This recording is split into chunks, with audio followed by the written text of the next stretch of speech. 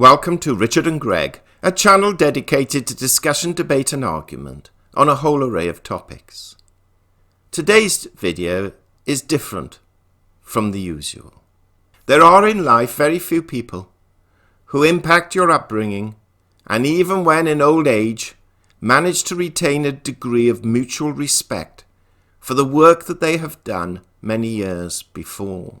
This is even more, or arguably less, the case with someone who really treads the world of frivolity, nonsense and fun. But one such character was Dame Barbara Windsor of the Carry On film fame, who died today, aged 83.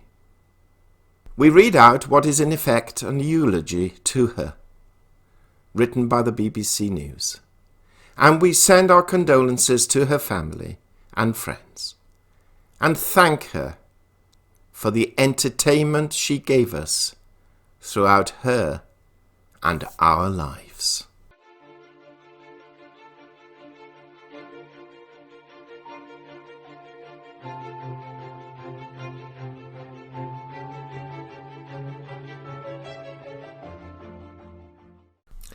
BBC News article, headline obituary, Dame Barbara Windsor. Dame Barbara Windsor, who has died at the age of 83, became the nation's favourite pin-up, the bubbly blonde who packed a lot of personality into her 4-foot 10-inch frame. Her journey from saucy minx in the Carry On films to the matriarch of the Queen Vic in EastEnders made her a national treasure.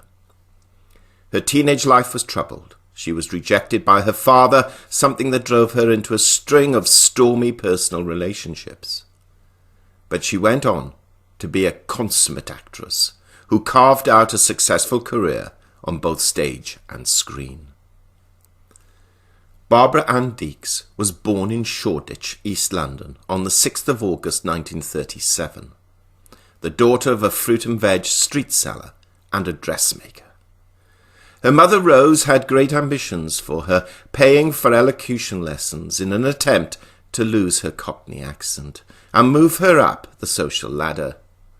Windsor later said her mother's family felt she had married beneath her. A bright child, she sailed through her 11+ examination. Her mother wanted her to go to university, but she persuaded her otherwise by her performance in a school show. Rose spent her savings on a place for Barbara at the Ada Foster School in Golders Green. The teachers took their turn in trying to iron out her Cockney accent, but all failed.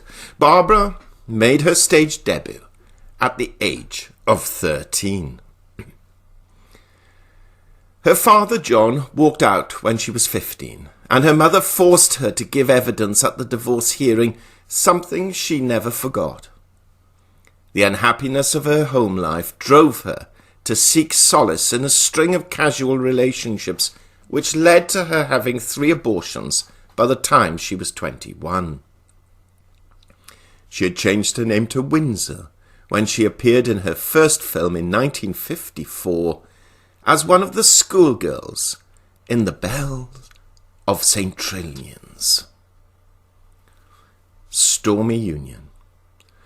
Her big break came when she joined Joan Littlewood's company at the Theatre Royal in Stratford, East London, appearing in the musical Things Ain't What They Used to Be. Her role as Maggie Gooding in Littlewood's 1963 film Sparrows Can't Sing gained her a BAFTA nomination. There were also early roles in TV sitcoms, including the BBC's The Rag Trade, which ran for 2 years from 1961. East End social life saw show business intermingling with local gang culture, and Windsor became friends with the Cray twins and their entourage. She dated Charlie Cray for 6 months, quote, the most perfect gentleman I have ever known, unquote, and also had a brief relationship with his brother, Reggie. In 1964, she married a small-time criminal, Ronnie Knight, beginning a sometimes stormy union that would last more than 20 years. In the same year, she was cast in A Carry On Spying, the 9th film in the successful comedy franchise, and the last to be shot in black and white. Her saucy laugh and flirtatious behaviour were perfect for the seaside postcard innuendo on which the success of the films was based. Memorable appearances. And you can see in the picture Barbara Windsor as a nurse in Carry On Doctor, 1967. But she was adamant that beneath the on-screen character was a serious actress.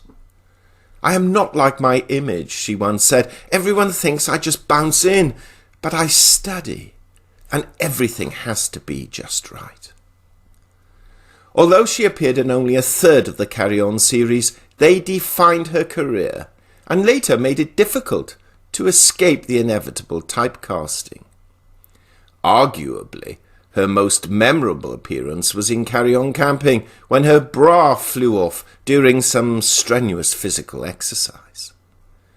The scene had to be shot 3 times, with the garment being removed by the deft use of a fishing rod in the hands of an off-screen assistant.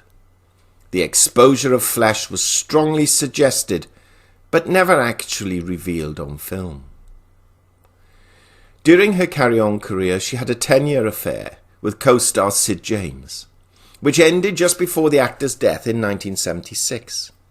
It was later portrayed in the ITV drama Core Blimey, on which Windsor acted as an advisor. At first she fended him off, but his infatuation continued. "I cared deeply for him," she recalled. "I didn't at first, he was just my leading man and I used to push him off.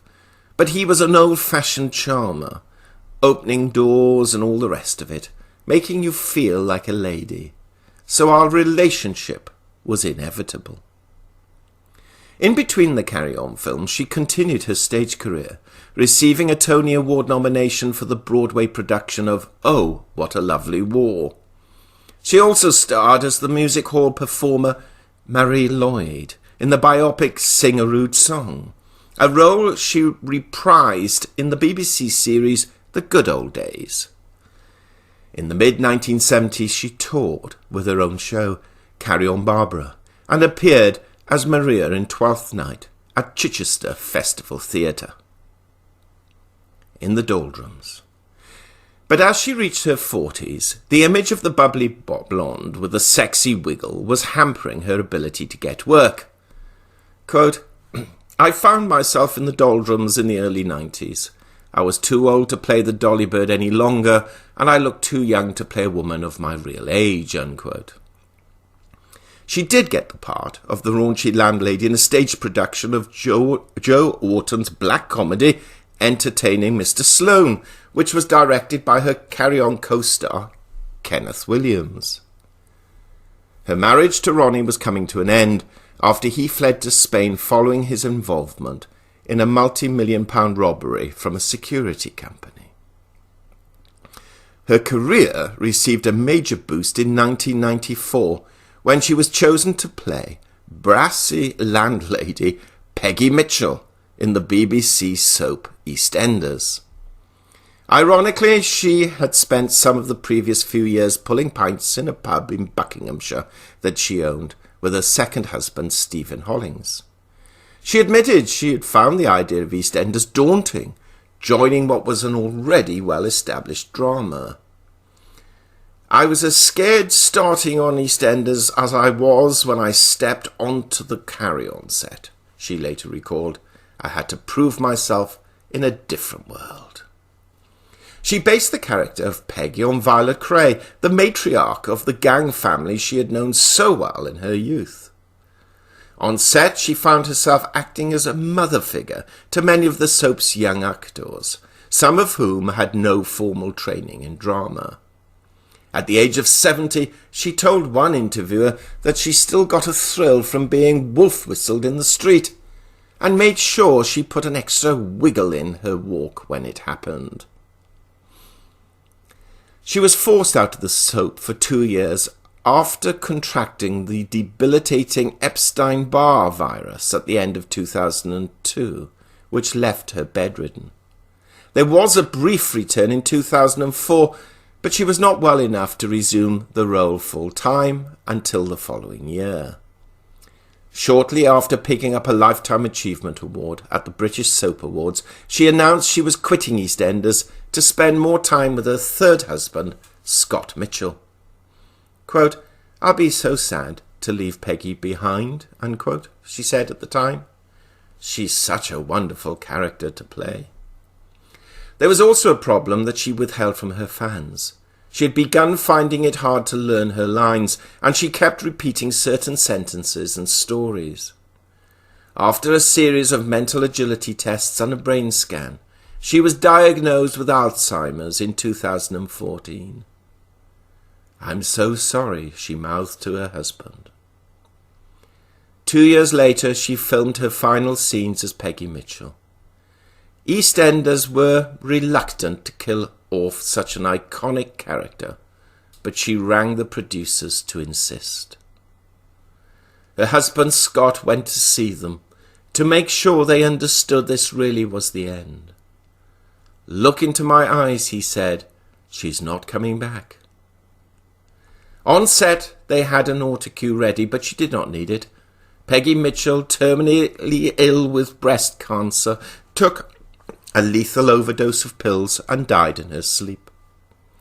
In the 2016 New Year's honours, Barbara was made a dame for her services to charity and entertainment. But soon afterwards, Dame Barbara's Alzheimer's became more difficult to hide. By the time she turned 80 in August 2017, a continual confusion had set in. She became more and more housebound, upset at having to keep her secret from the fans who flocked to her whenever she set foot outside. In May 2018, she made the decision to go public with her condition and was still well enough to feel overwhelmed by the warmth of the public reaction. Dame Barbara may have retreated from the public gaze, but around her friends and family took on the role of campaigning and fundraising for dementia care in her honour.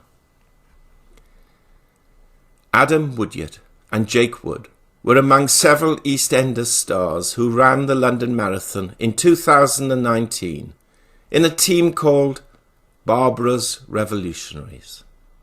Quote, "It means so much to me to see some of my closest friends coming together to support this cause," Dame Barbara said. "I know it will mean a lot to everyone else living with dementia," unquote. Later that year, Dame Barbara put her name to an open letter, with her husband calling on the Prime Minister for a long-term funding solution to end the social care crisis. It coincided with the couple's appointment as ambassadors for the Alzheimer's Society. In July 2020, Dame Barbara's husband had to make the difficult decision to move her into a care home as her condition deteriorated during the coronavirus lockdown. Both on and off screen, Dame Barbara will be remembered as the sexpot with a heart of gold, navigating a complicated and sometimes tumultuous private life. She enjoyed her successes, faced life's challenges bravely, and found happiness in her final marriage to Scott. She was a formidable character actress with a place in British hearts for more than half a century. And like many of the characters she played, Barbara Windsor was sometimes down, but never out. Dame Barbara Windsor, rest in peace.